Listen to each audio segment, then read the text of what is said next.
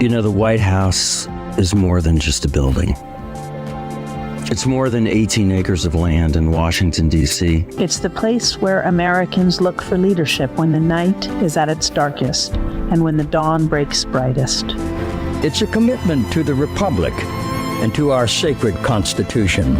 It's a promise to temper strength with compassion. What do you get when you mix Trump's most embarrassing moments with the soundtrack from Darth Vader's playlist? A comedy goldmine that's got Trump seeing red. Before we move on, I'd like to ask you for a quick favor. If you enjoy this content, hit that like button and subscribe to the channel. Over 98% of you watch but don't subscribe. It costs you nothing, but it makes a huge difference to us. So, did you click the subscribe button? Great, thanks. Now back to the video. The Lincoln Project just dropped a brutal parody ad that's making waves. It's so good even Fox News couldn't resist airing it. And now Trump's threatening to sue because apparently the truth hurts. The Lincoln Project salutes Vice President Donald Trump. As Vice President, Trump will finally have the time to do the things that make him happiest. We at the Lincoln Project are confident that Donald Trump understands his position. Elon is smarter, wealthier, more charismatic, has a far superior and more successful social media platform and company. Talk about old movies, playing on his phone, admiring the assets of other men. Meanwhile, President Musk can get down to the business of running the country. Well, folks, looks like the Lincoln Project has struck comedy gold with their latest ad. They've taken Trump's greatest hits and turned them into a cringe fest that would make even the most hardened comedian wince. It's like they found the blooper reel of the Trump presidency and set it to music. Remember when Trump thought he was best buds with Kim Jong-un? The ad sure does. It's got clips of our former president making goo-goo eyes at dictators like they're the last slice of pizza at a 3 a.m. frat party. And let's not forget the time he suggested we could beat COVID by basically chugging Clorox. Yep. That gem made the cut too. But wait, there's more. The ad doesn't stop at Trump's weird obsession with strongmen who probably wouldn't even let him sit at their lunch table. It's got a whole parade of Trumpian greatest misses. It's like watching a toddler try to operate heavy machinery, except the toddler's the president and the heavy machinery, well, that's the entire country. He did not make a single appeal to a moderate voter, to an independent voter, to a centrist voter, or even to the millions and millions of Republican voters who voted for Nikki Haley this year or Ron DeSantis. That no matter what happens with Joe Biden, no matter what he decides or what happens in the Democratic Party, you can never take your foot off the gas of attacking Donald Trump. When did conservative values become about one man? When did faith go from looking upward to looking the other way? Donald Trump doesn't represent the party of Lincoln. The folks at the Lincoln Project have really outdone themselves this time. They've set Trump's lowlights to a soundtrack darker than his spray tan gone wrong. It's like they raided Darth Vader's personal playlist and thought, you know what, this isn't quite ominous enough for the Trump era. As the cringe parade rolls on, you can almost picture Trump's face getting redder and redder, or should I say, oranger and oranger. It's like watching a human-shaped cheese puff slowly realize it's being roasted, and not in the good Comedy Central kind of way. The Lincoln Project knows how to push Trump's buttons better than a bored kid with a new elevator button. They've turned his presidency into the world's most uncomfortable open mic night. And Trump? He's the guy who doesn't realize everyone's laughing at him, not with him. Joe Biden says he cares about law and order. He says he believes in our institutions, our safety, and the rule of law. So why is Joe Biden publicly appearing on stage with a convicted felon?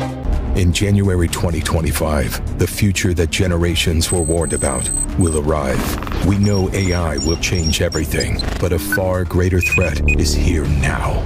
Because that day in January isn't about artificial intelligence. It's about actual stupidity. But here's the kicker. This isn't just your average political attack ad.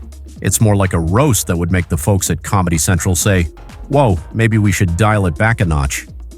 It's the kind of thing that makes you laugh, then cringe, then laugh again, because you're not sure what else to do. The ad's basically saying, hey, remember all those times Trump made us want to crawl under a rock and never come out? Let's relive those moments, but for fun. It's like they took 4 years of national embarrassment and condensed it into a 3-minute highlight reel of what not to do as president. And you know what? It works. Because sometimes when things get really bad, all you can do is laugh. The Lincoln Project nailed that feeling we all had during the Trump years, that mix of horror and hilarity that made us wonder if we were living in a badly written sitcom. So grab your popcorn, folks. This comedy goldmine is just getting started. The Lincoln Project has turned Trump's presidency into a punchline, and something tells me they're not done yet. They're serving up a heaping helping of secondhand embarrassment with a side of how did this actually happen? Millions of Republicans, more all the time, are feeling the pressure. The pressure to vote for the party, to toe the line, to pull the lever the way you always did before. There's a rigged trial. They rigged an election. The system is rigged. Mexico's going to pay for the wall. I believe that Joe Biden had a terrible night last night. A terrible night. An F- night. It was a bad night. That doesn't change who Trump is. All right, folks, let's talk tour. Or should I say, let's talk Trump-bashing bucks. The Lincoln Project isn't just serving up embarrassment, they're raking in some serious green. But just how much green are we talking? Spoiler alert, it's more than Trump's hairspray budget, and that's saying something. You see, these never-Trump Republicans have turned trolling the Orange Menace into a cash cow that would make Wall Street drool. They're not just throwing shade for fun, they're making it rain dollar bills, y'all. It's like they found the political equivalent of King Midas's touch. Everything they mock turns to gold. So, how much moolah does it take to get under that famously thin orange skin? Hold on to your MAGA hat, because the Lincoln Project has raised a whopping $90 million. That's right, $90 million smacks just to make Trump's grumpy face match his favorite spray tan shade. It's enough to make you wonder if they're secretly funding a space program to launch his ego into orbit. But here's the kicker. Every dollar they raise is another wrinkle on Trump's forehead. Can you imagine the tantrum in Mar-a-Lago when he found out? I bet you could hear the ketchup bottles shattering from space. It's like they've weaponized his own game against him. Trump's always bragging about his very real billions, but suddenly $90 million to make fun of him doesn't seem so small, does it? These guys aren't just political commentators. They're the Ocean's 11 of political fundraising. They've pulled off a heist so smooth it makes Danny Ocean look like an amateur. Instead of robbing casinos, they're robbing Trump of his dignity, and people are lining up to contribute to the cause. Rick Wilson, one of the masterminds behind this operation, put it pretty bluntly. He said, "We have the opportunity to help save the goddamn country." Now, I don't know about you, but that sounds like a man who's not just in it for the laughs. They're on a mission, and they're not afraid to put their money where their mouths are, or rather where Trump's foot usually is. But let's be real for a second.